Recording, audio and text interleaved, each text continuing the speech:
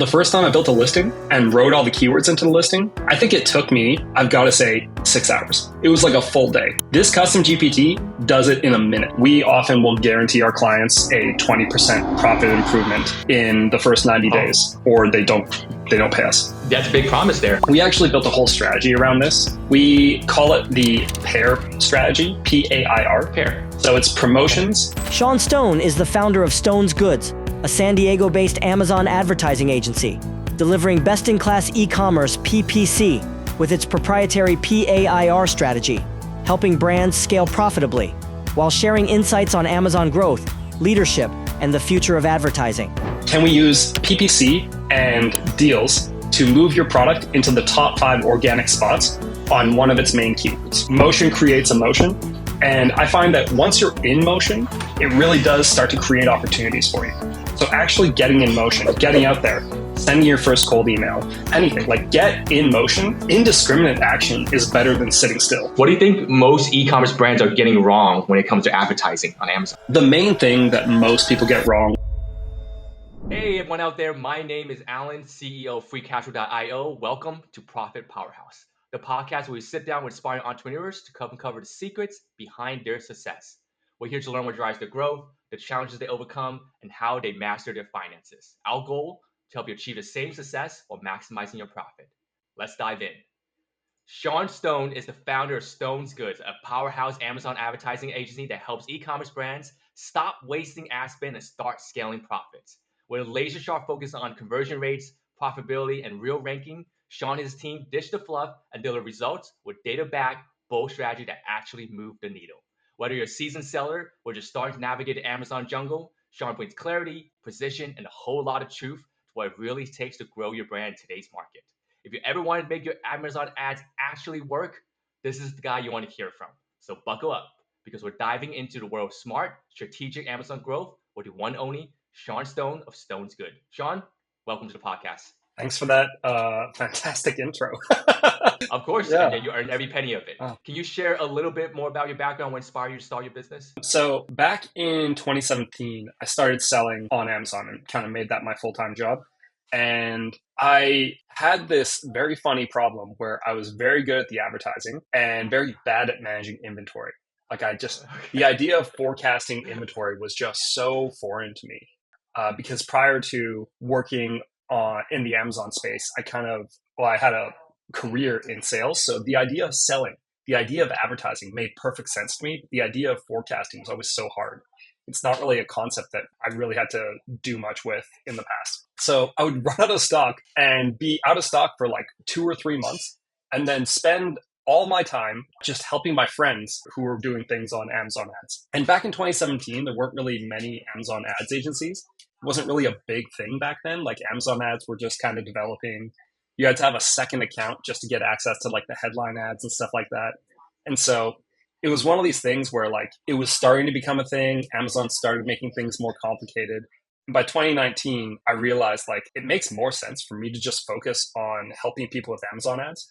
And so that was the time when I became a full-time Amazon ads consultant. And I kind of worked with a couple different companies as a consultant. And then in 2021, I started Stone's Goods, which is our ad agency. So that's how we ended up here today. Incredible. Just doing what you do best, right? And that's name the game.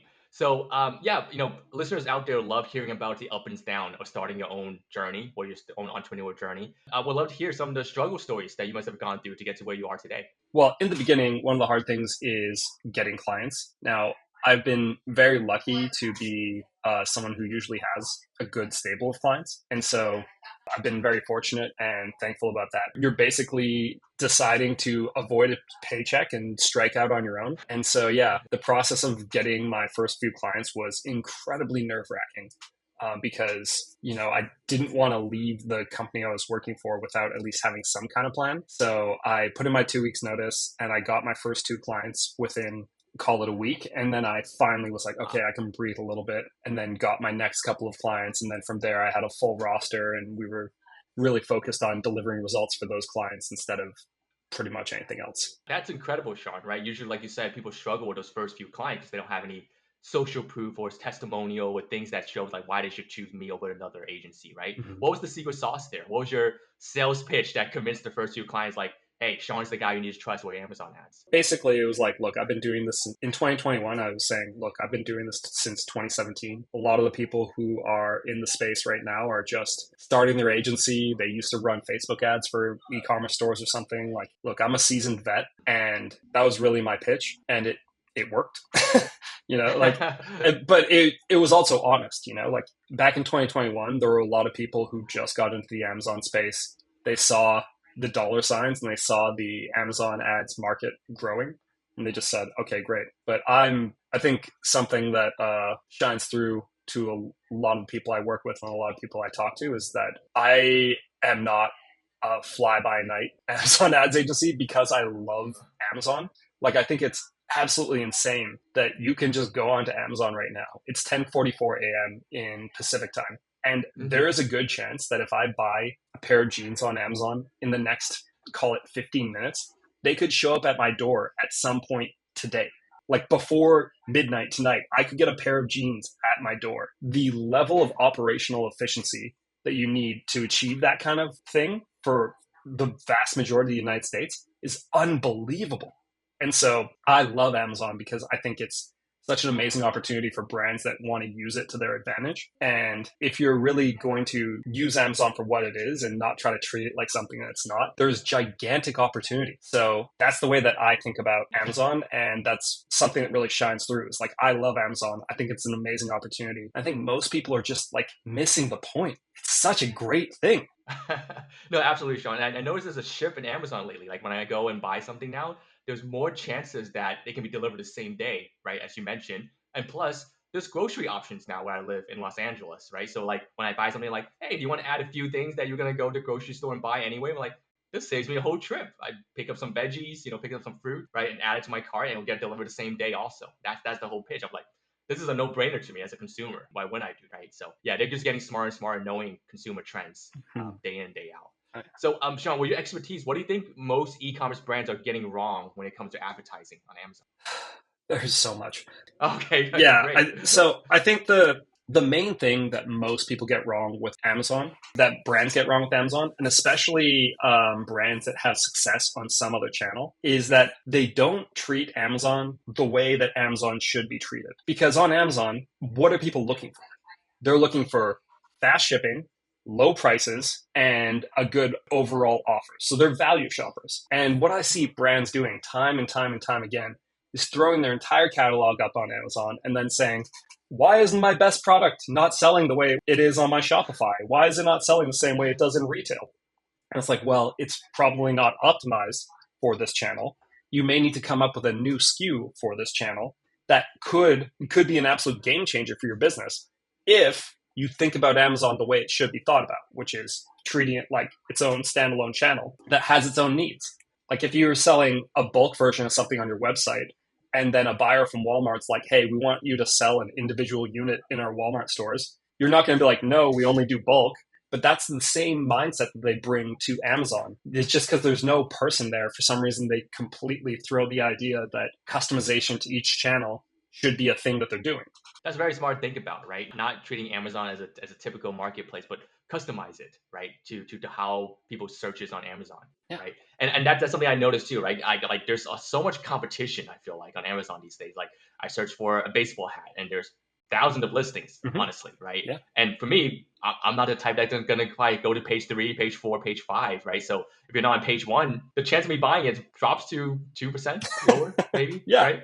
Can we talk about that a little bit? It's like how do you help these guys like maximize their profitability given this kind of saturated market, right? And then a lot of people chase different kind of metrics when they're doing that. Is there certain ones that you think is being like overused out there by Amazon sellers? We actually built a whole strategy around this. We call it the PAIR strategy, PAIR. PAIR. So it's promotions, advertising, inventory, and rankability.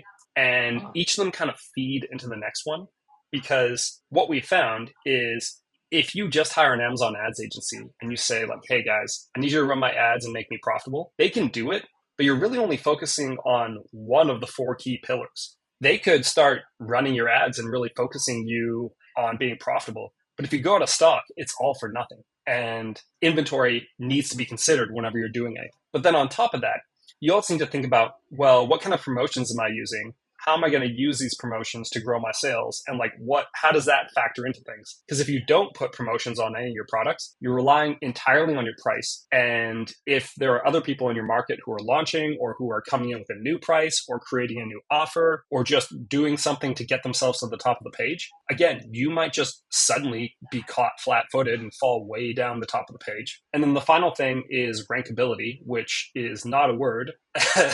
as every time I write it down, I get a red squiggly underneath it, but it's a word we made up. And rankability really just means we have a very tight and specific definition. Can your product be like, can we use PPC and deals to move your product into the top 5 organic spots on one of its main keywords? And so that's like a very niche Amazon specific definition. But more generally, can you take your product and get it to the top 5 of the page with deals and ads? And if you can do that, then we would describe this product as rankable. And if you can't do that, we would describe it as incremental. And we have like a very specific process we use to determine if something is rankable or incremental before you waste thousands of dollars on ranking campaigns and discounts and all that kind of stuff. So that's the pair process. And you kind of line all 4 of those things up. And that's how we both get you to the top of the page and keep you there, and then do it profitably. Because anyone can get you to the top of the page if you don't care about profitability at all. But we use those pillars to make you profitable while we do it. That makes a whole lot of sense. And I'm assuming this is also how you guys evaluate potential clients to pick up, right? Is there any other metrics or revenue level thresholds that you look at when you're trying to take on a client that says, hey, this is the sweet spot of type of customer that I feel like I serve the best? Or is there not that kind of threshold there? We have a very specific ideal client. It's somebody who sells consumable products on Amazon. Mm-hmm. Anyone who sells a product that has a natural repurchase cycle. And the reason that they are our ideal client is because we basically developed a bunch of specific playbooks and frameworks that get them insane results really fast.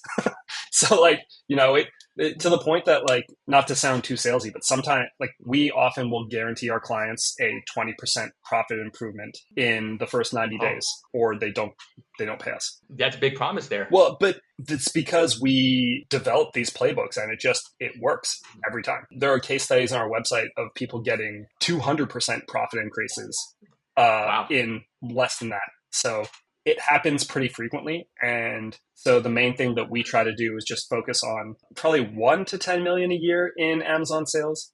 We will go higher than 10 million a year, but usually at 10 million a year, companies we're working with either sell to a private equity firm or they decide to hire an entire department. Now, we have seen that not go so well, but if you're at that level, sometimes you just want to have that capability in-house, and I'm not willing to sell my agency to go in-house somewhere. So no, that makes sense. So let's throw a specific scenario at you, Sean. So I've been looking a lot at air fresheners, right? So car air freshener, I have 2 kids. It doesn't always smell great, right?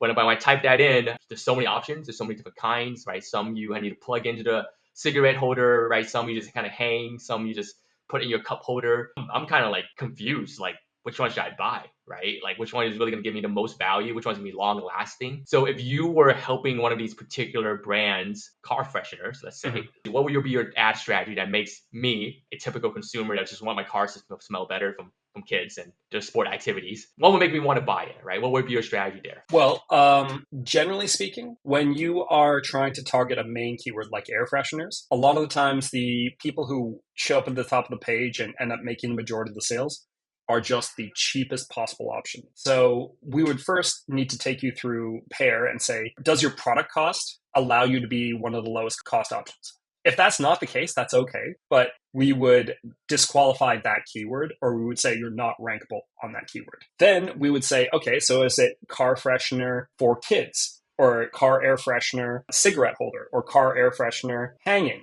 We would kind of look at the next few keyword searches to say, okay, are one of these keywords really rankable for us? And a lot of the times the answer is yes. So it really depends on what the product is and then how do we fit into Amazon specific searches. And so a lot of the time, what we would do is we'd figure out, okay, well, which of these keywords does it really make sense to do this on? And then we would say, okay, how do we make this profitable? Well, we probably advertise only your highest converting product on that keyword.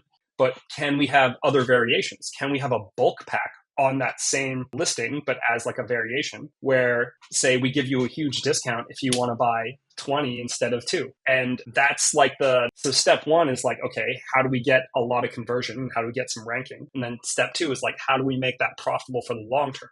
So we add some variations. Maybe we work with your manufacturer to see if we can get bigger bulk discounts if we buy a lot. Like, all these different things start to stack up over time. And then also, what's your subscribe and save strategy? Because maybe you are the kind of person where like, yeah, my kids are, you don't want to know what my kids are doing. I would fall for that instantly. Yeah. Give me 15% off, I'm subscribing. Yeah, exactly. And so it's like, how do I make this a no-brainer for the consumer? And how do I think about it through the consumer's eyes? So I'm thinking about it from your perspective, like, you got 2 kids. How do you make your car smell great? Yeah. There are a bunch of different factors. I might want to buy the cheapest one that fits my criteria. Then I might want to subscribe to it and save money, and I'll just get more and more orders. And then those subscribe and save orders also help with your ability to rank on keywords because Amazon sees a bunch of people are subscribing to your product, not just buying it. It's like you're creating the flywheel by thinking about what does everyone in this party. So what does the consumer want? What does Amazon's algorithm want? Because that's the one that no one thinks about. And then what do I want? And how do I kind of make all those things work together? Yeah, absolutely. I admit wholeheartedly that I used to be the type that only buys the cheapest thing, right, in a listing, right? Yep. Like, they all look pretty much the same to me. Why not buy the cheapest one, right? But that has had consequences where I'm like, wow, this is a little bit of an inferior product. I probably should have read a couple more reviews and buy something a couple more dollar more, and I don't have this frustration of, having to return the product and everything, right? Which, Amazon makes it very easy to return everything, but still, then we gotta wait a few more days, get the new thing in, and then repeat the cycle. Yeah. So I have been more careful about reading reviews, and reading the description and doing all that. So I feel like I'm a more educated Amazon buyer now, right? Which hopefully helps the case of like you guys out there who's like trying to better place these guys and compete with, just the guy trying to charge like $3 for it, right? Well, and I would argue that a lot of the time what you end up doing is you search the general keyword and then you see a whole bunch of different options. And then you think, you know what, I'm going to drill down a little bit. And instead I'm going to search air freshener, car, cigarette holder. And then yes. Once you show up on that keyword, you're like, okay, well, everyone costs like $9. I'm not going to buy a $3 air freshener anymore. So now it's like, which of these have good reviews, have a good price, might have a good subscribe and save deal. And we didn't even talk about this. I just one of these on a limited time deal. That's called like either a best deal or a lightning deal. And so if you see like the limited time deal badge, that's a real badge. That means there's a real sale happening on that product. And generally speaking, that also really helps drive up conversion rate during the time that it's there. And that conversion rate is what ends up helping you show up at the top of the page more. Yeah. As a side note, Sean, it was like an industry thing, but like I noticed that, certain listing has the Amazon's choice or overall pick, like a little badge on them. Do they get those organically, or is there a way for you to push certain listings to make sure you get those badges per listing? So the way that works is not completely transparent, but the way that... Oh, okay. Amazon doesn't publish. And if somebody in the comments finds out that's not true, please tell me. But I don't think Amazon openly publishes their criteria for what's Amazon's choice and that kind of thing. But what we've seen is it's usually a high conversion rate on that keyword. So our agency has a bunch of clients whose products are Amazon's choice. And one of the things we like to do is benchmark our conversion rates compared to the competition. And products that have Amazon's choice usually have a much higher conversion rate than the competition on that keyword. So for example, the benchmark for this one product I'm thinking of that currently has Amazon's choice is like 24%, and they have a Uh-huh. 50% conversion rate on that keyword. And so if you have double the conversion rate of your top competitor, you're probably going to be Amazon's choice. Really cool. Yeah, I'm a sucker for that, by the way. I'm like, this is Amazon's choice, must be the best one. Yeah. Right. And I also noticed there's a negative message now, right? Some listings I click on, they're like, oh, this is a frequently returned item, right? That really turns me off, right? Whenever somebody's like frequently returned, I'm like, that means everyone didn't like it, and I'm gonna be one of these suckers too, right? Yeah. That's not gonna like this product, so I immediately X out of that. So Yeah. I think that's like a badge of death to me, but I don't know how other consumers feel about that. Yeah, no, definitely. It's the same. Also, the frequently returned items can't be run on deals anymore. They just changed. Ooh. Yeah, so it's okay, like so it is a punishment if you're a yeah, frequently returned item. there's substantial drawbacks to that. Ooh, okay. So like for someone that gets that, it's like a badge of death, right? Like you have to go fix up your product, make sure you don't keep becoming Yeah. that category. Assuming, right? Okay. So generally speaking, that usually happens to products that are winning on low price. So we were having a 4th of July barbecue at the beach because we live in San Diego and I'm like 300 feet from the beach. So we're like, amazing. everyone come to the beach. It's going to be great. You're going to have a great time. Everyone came to the beach. And the day before we realized we don't have a barbecue. So we went on Amazon and we found the one that had the fastest delivery and just like bought it and sent it here. And yeah, I will not lie to you. It had that frequently returned badge, but it was the only one that was going to show up the day. Like the right day yeah. off, right? Yeah. Yeah. So did it work out? No, I see exactly why everyone returned it. Oh, okay. It barely worked. So it should have the badge on. Yeah, the badge was legitimate. Yeah. That's incredible, by the way, where you live, right by the beach. Oh, I'm sure you have a great view every morning that you wake up to. Yeah, well, I'm a surfer, so it's almost like an addiction at this point. So yeah, I'm going to go surfing around 6 p.m. today. Yeah. No, that's amazing. Oh, talking about amazing things, me and Sean were talking offline before we started this podcast. Have you guys noticed his throw pillows back there? Right, one of Nicolas Cage, right, and the Rock. The Rock. Yep, my coworkers. They're your coworkers. That's the way he calls it. Yeah. So. Cool, Sean. So as you know, we're in this whole new revolution, really, of AI, right? Right now, it's taking over pretty much all industries, right? Would love to get your thoughts on the impact it has in the ad agency industry. I'm collecting my thoughts because I have so many on this topic. Great. One of my clients asked me about it this week, like, what should we be doing with AI? And I was like, well, let me tell you. So AI is great at repeatable steps. And so some of the things that our agency has done, it's actually on our website. We've built 3 different custom GPTs. So like there's one for ranking, there's one for building an Amazon listing, and there's one for evaluating your general metrics. And the one that we built that allows you to evaluate general metrics, we actually built with Liz Green, who is another guest of this podcast. So yeah, it's really cool. But generally speaking, we built these custom GPTs just so that people can try out AI for their business use case, like so for Amazon. And it's incredibly useful because you can basically take similar inputs, put them into a tool, and then have it spit an output that used to take hours. So the first time I built a listing and wrote all the keywords into the listing, I think it took me, I've got to say, 6 hours. It was like a full day. This custom GPT does it in a minute, 1 minute. I trained it myself so that it put everything the way, like it did everything the way I wanted it done, so that it's completely compliant with Amazon. It takes out words that you don't want to use, and also just puts all the keywords where they need to be. So 6 hours down to 1 minute, and with the same quality of output. So that's just an example of AI. But AI also has a lot of false promises in this niche. So I'm not going to go ahead and name any names, but there are some companies that really claim that they can get AI to manage your advertising. And if it could, I would be their number one customer, and I would be on every podcast talking about them, because it would free up so much time for me and my team, because we spend a ton of time doing manual adjustments because the AI is just not there yet. And like all the things we could be doing instead, like better promotion plan, more focus on inventory, more focus on all this other stuff. None of it's currently possible because the AI is not good enough. So as soon as it's good enough, I'll be the first one to say it, because I'm testing, I'm shopping all the time. Like, hey, could this actually be the AI solution I'm looking for? But if you're sitting around waiting, saying to yourself like, oh, well, AI is not good enough, so I'm not going to focus on AI. The next best thing you can do is create SOPs and kind of establish a systematic approach to doing things, so that when AI does show up, you're going to be able to give it a SOP, give it a process, and have it actually follow all those steps. So that's the thing that we've been doing in our business is like getting incredibly specific and tight in our SOPs so that when AI eventually is good enough to manage our ads, we're going to be like, all right, AI, here's the process. Here are the steps. Here are the other factors you have to consider. Go nuts. And so that's my general take on AI is like right now it's not good enough for a bunch of things. And it's excellent at some things that people are not really using it for. Yeah, Amazon listing being one of them, right? That it can completely replace because like something that takes 6 hours to a minute, it just as efficient as it gets, right? Yeah, it's crazy. Is that like a pay or free tool as well on your website? Oh, completely free. You don't even the listing GPT. You don't even need to give me an email.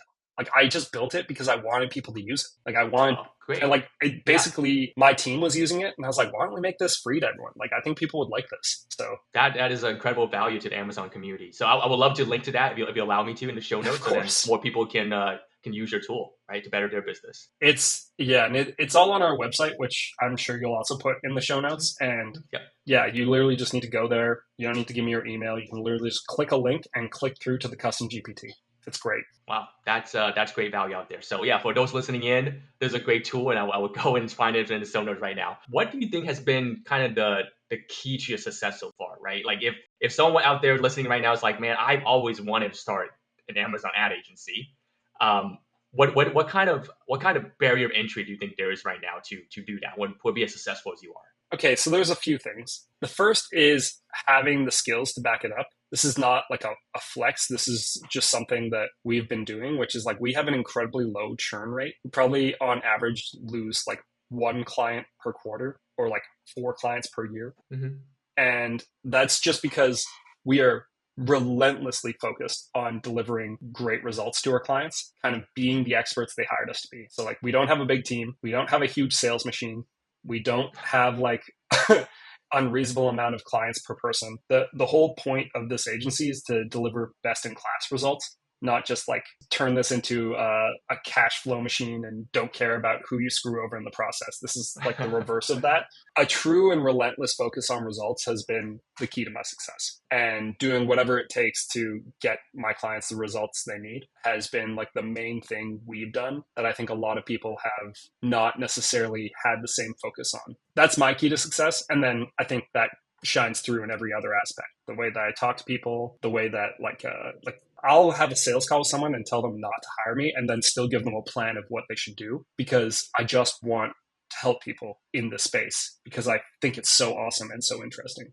That's incredible. And I'm sure it resonates with a lot of folks out there. So would you say the barrier to entry is moderate to high right now to get into this business? Yeah, I would say it's quite high. Does AI make it any easier, or is it not there yet, as you mentioned? AI is not there yet to make it easier. What you would need to do is, if you were starting with no Amazon experience, you need to partner with someone who does know how to do Amazon and either hire them or make them into your business partner or something like that. But yeah, if I were just to get started right now, there are a lot of courses. There are already a lot of people who claimed they're Amazon experts. So there's a big barrier to entry in the form of competition. And speaking of team, Sean, I think folks out there will love to learn like who were your first, second, and third hires, right? Because I think a lot of time people are like, I can do it all myself. I can run this business. I can be the marketing. I can be the consumer lead. I can be sales, right? Who were the people that you're like, these are the guys I need to hire first to make everything run right? My first hire was somebody to help me with delivery. My second hire was a bookkeeping and accounting firm because me being good at accounting does not make my beer taste better, to use that old adage. Like, you got to focus on what makes your beer taste better and outsource the rest. So yeah, I almost immediately hired an accounting firm because I'm actually originally Canadian. I only moved to the US 2.5 years ago, and I am very afraid of the IRS. Like, I do not want to be on their bad side. IRS, if you're watching this, I'll do whatever you say. Please, let's be friends. I want to give you Uncle Sam, don't come knocking. Yeah, right to Sean's door here. Yeah, well, it's just like I'm going to do everything to be compliant, that kind of thing. And so after all that, then it was an executive assistant, then another assistant, and then we're gonna a couple more people who have helped with delivery and that kind of stuff. We have not outsourced sales or marketing. And the reason for that is I'd rather focus on having a good product and let that be a big portion of my marketing budget. Yeah, since you mentioned, the accountant and bookkeeper was your second hire, I think there's a great pivot right now to our financial management section of the podcast, right? So here we kind of touch point on, what makes it so that your firm or agency can be long-standing and running. It seems like you're already on your way with great bookkeeping that you have done for your company. So how, just to more fully go on this topic, how do you kind of approach managing the financial side of your business? Is working with your bookkeeper and accountant something that you have always done from beginning to now? Yeah. So I will say that my focus has always been running my business and just letting the bookkeeper and accounting people kind of just make sure that I'm being compliant, making sure that I'm not unexpectedly hemorrhaging money, all that kind of stuff, and kind of letting them do what needs to be done. Something I could be a lot better about is proactively managing the business. So like what kind of deductions are available to a business like mine, and what kind of opportunities are there for R&D credits and all these different things. Like those are things where I really fall short as an entrepreneur. And again, it's primarily a function of having enough time and having enough focus, but that's definitely an area of growth for me. But the way that I make sure that my business is healthy is doing the basics well. Do we have enough cash? Do we have enough clients? Is our burn rate too high? And like, what are we doing to make sure that we are building asset value long term or commercial value long term? Those are kind of that's like the checklist I work through, and that's how I think about managing the business's finances. Got it. Is the lights on, and can I buy more of those incredible door pillows behind me? Yeah, exactly. Some good questions there. How many pallets can I buy each month? Yeah, yeah. Those are not just the only one that Sean has, by the way. He places them daily, right? Same ones. Speaking of which, like our listeners out there love hearing about when business owners who are not exactly accounting or accounting with CPA background talk a little bit more about like their favorite deductions, right? Have you had these conversations with your accountant or bookkeeper about something that you have learned over the years that you're like, man, I didn't know about this, and now this is just my favorite deduction to get the most bang for my bucks for my business? I don't have a favorite deduction. I mean, I think meals and entertainment, but it's just like anytime I get the chance to meet with any of my clients face to face, I do obviously like to, spend a bit of money and show them that like, yeah, we value them as a business and we want to make sure that we show them that. It's been really nice to be able to take a few people out for a drink or a nice meal or something like that. The other one is networking. And that's not in the sense of like I'm networking to find new clients, but like actually just like networking to meet other entrepreneurs.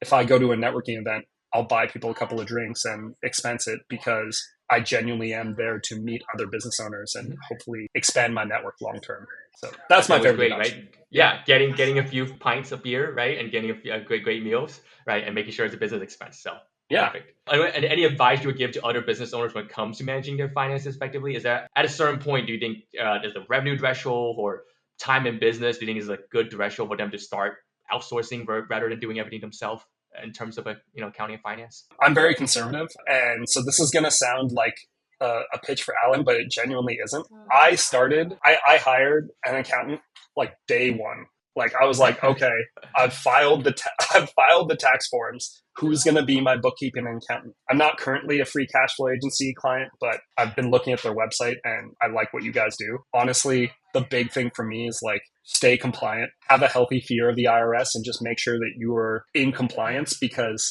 the worst thing you can do as a small business owner is have a large interruption to your day that has nothing to do with serving your clients. So that's, like the cost of hiring a bookkeeper and an accountant on a monthly basis is nothing compared to the cost of going through an audit. Nothing.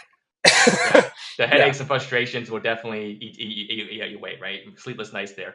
But yeah, I want to say that I definitely did not make Sean say all of that, but I welcome it. But he is now my favorite podcast guest now, right? Just with that comment there. Well, and clean books, if you're trying to sell your business in the future, having clean books is so important, because then people are like, oh, look, I can see the entire history of this business on paper. I can evaluate it. I can consider it. And then, when it comes to people who are buying your business, a lot of them are not the traditional entrepreneur. They're more of a financial background kind of person. And they need to look at these numbers the way that you need to evaluate market opportunities. And the way that an entrepreneur would evaluate a market opportunity is very systematic and well thought out, but it's a different set of inputs than the way that somebody buying their business would look at that same opportunity. That's the other value of a bookkeeper or accountant, is like somebody who's going to keep all of your records clean is it's night and day value. So Yeah, no, absolutely. You don't know the number of times, Sean, that a potential client would come to us like, "Hey, I have an Amazon aggregator that wants to buy my business." I'm like, "Oh, that sounds so wonderful. Like, what does your books look like?" "Oh, I haven't done it since 2022."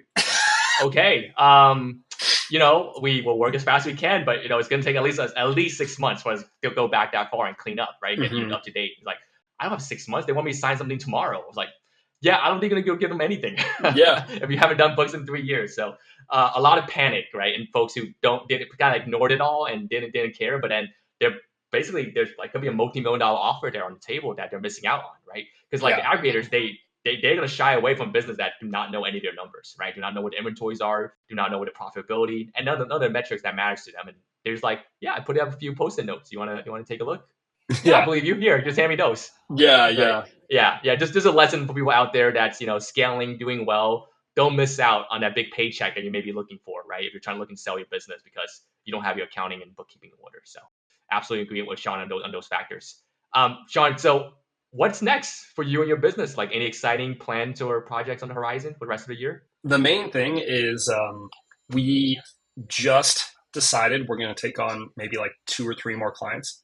So that's the main thing right now is we are slowly planning on expanding our agency. And so that's the big thing. The other thing that I'm going to be doing is I'm going to be speaking at some more conferences. So I've got a conference coming up in San Diego in September I'm going to be speaking at, and then going on more podcasts and sharing more about like the pair methodology and about some of the AI tools we built.